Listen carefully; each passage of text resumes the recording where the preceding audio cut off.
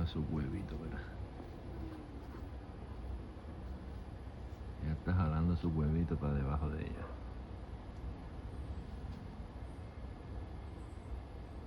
Jálalo, jálalo. Ahí está el país.